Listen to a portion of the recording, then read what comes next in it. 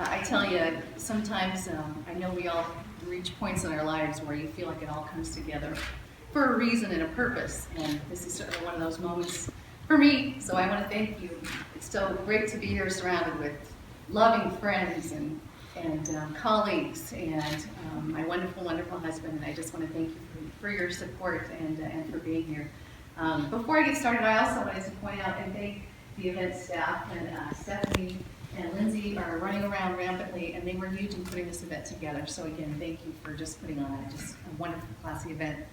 As Greg mentioned, I know it seems like we're all touched by cancer, but I would like to make my point, just very, very obvious. And so if you're willing to kind of self-identify, I would like those of us who are cancer survivors to raise your hand.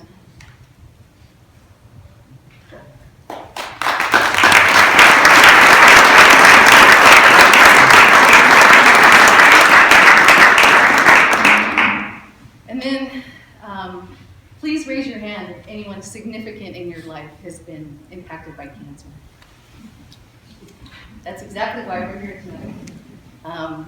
It's just, it's been such a dream come true for me to experience something so life-changing like a cancer diagnosis. And it was such a shock because heart disease and dementia run so rampant in my family. And I remember having breakfast with a dear friend of mine whose father was experiencing brain cancer 2 years ago.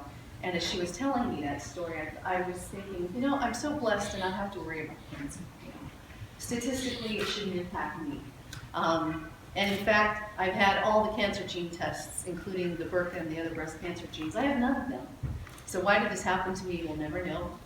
But it did. And so when I received that diagnosis, after I got over the, and again, everyone in this room will appreciate the stages of denial and shock and anger.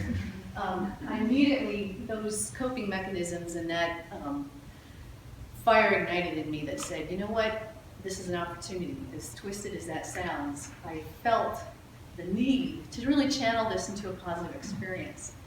And during those early days before I suspected it was likely cancer, I had indications of that. But until I got the actual diagnosis, I just was in a panic because it was such a shock, but I was in such a rush to learn everything that I could about cancer. And I actually had to Google breast cancer. I knew nothing about it. And 115 million responses on that. And so it was just beyond overwhelming. And so, I couldn't think, I didn't know who to talk to, didn't want to tell people. And so really what COPE is intended to do is to be a resource initially for those that receive this diagnosis and to immediately begin the conversation to say, to determine if it's treatable. There's all kinds of reasons to be very positive about this. Now, the treatment for those of us, and I was diagnosed and treated as a stage 3 cancer patient, so that is right before, that's about as brutal as it gets, with it still being treatable. And I went through 16 chemo treatments over a course of 5 months, and through that process, once I got started with chemo, I was so concerned that I'd never feel good again, because the process is intended to take you just to the very edge to where you think you're going to die and you want to die, but you don't. And then you start to feel better, and then they beat you down again at the next treatment. So it does play mind games with you. And as I was going through that process, as I was being treated at Parker United Hospital, I was contacted by nurse navigators, and bless their hearts, they are there to do a job, and they do the best they can if they have very limited resources. And so the best that they could offer for me was to attend a breast cancer support group. And I right away admitted, I said, I'm not a good person, people don't get me, I just am unique in that sense, and I'm just not comfortable. And they said, well, that's just not normal. Are you sure you're okay? And my oncologist, are you sure? And I'm fine. This is just how I deal. This is just another adversity that is challenging me. So as I was finishing up the chemo portion of my treatment, I began to reflect a lot on what was going right with the process and what was really wrong with the process. And I felt strongly that one of the things that was wrong with the process is that there just weren't enough resources for those of us who deal well or deal best with individual settings and attention to talk about things like a cancer diagnosis. That just wasn't available. And even when I asked my oncologist if she could refer me to a counselor, she said, Diane, there's nobody, even a licensed psychologist, that specializes in an area like cancer. And I said, you've got to be kidding me.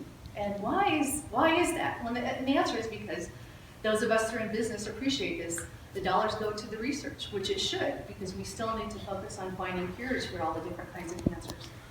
But I felt so strongly, and I still believe this, and this is one of the challenges that I've put on Nicole and Shelley, is to, as we are developing this concentration, I want to make sure that we capture the data that proves the importance and the benefit of focusing on psychosocial oncological care for cancer patients, survivors, and their support network.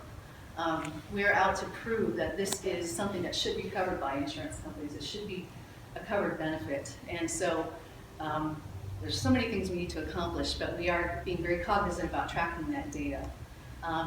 So after I finished chemo, my dear friend Ashley Halico, who knows me well, I had apparently confessed to her that I was feeling the need to channel this experience into something positive. And she said, you want to meet the folks at the Graduate School of Professional Psychology? And so I did, and we just had a couple of exploratory meetings, and it all just came together, what has become really the outline for what COPE is becoming. And as I finished treatment and started to feel better, I just knew that this felt right. And so I'm just so grateful to be a part of this and to be working with the A-team on this effort. And again, obviously the overwhelming support of all of you. And I invite and appreciate you all being ambassadors for us. Please don't hesitate to refer anyone to the COPE hotline or to me or to Nicole. It's already happening. We've had, I had a stage 4 pancreatic cancer patient contact me who was desperately looking for additional clinical trial opportunities, and so we believe we've gotten her connected. And so, you know, those are the kinds of things that we do here that are not directly connected to the curriculum in the classroom, but it's making such a difference. So we're just so grateful for that. Before I close, I want to shout out a special thanks to my wonderful husband, who many of you know and have often commented that the reason I was able to get through this the way that I did and in the manner that I did was because I had such wonderful support. And so I just want to say thank you for him.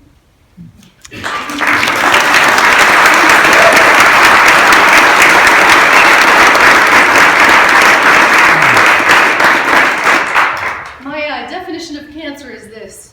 It's what happens to you when God decides it's time to find out what you're made of. And it just rings so true for me. I'm going to steal a line from my dear friend Danny Moore and his lovely wife Susan, who are here tonight to support us. They both served in the Navy, and shortly after I was diagnosed, and I began to get such wonderful emails and texts and just well wishes from so many of you. One of the things that Danny said was, he said, we're ready for the watch, which in Navy terms means we're ready for anything. And I tell you, after having been through this experience, I feel so compelled to say it's not about wallowing in self-pity or wondering why this happened to me.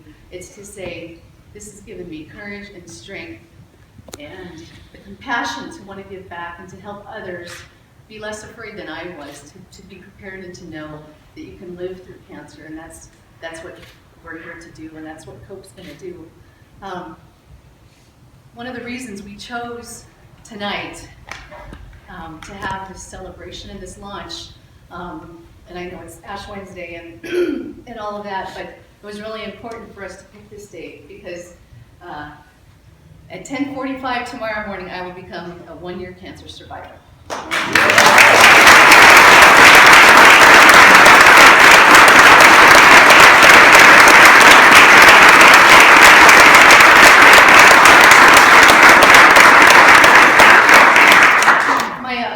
Dr. Nadine McHale, I put her through her paces and was always firing questions at her. Oftentimes she would just kind of tilt her head and look at me and just say, you know, where do all these questions come from?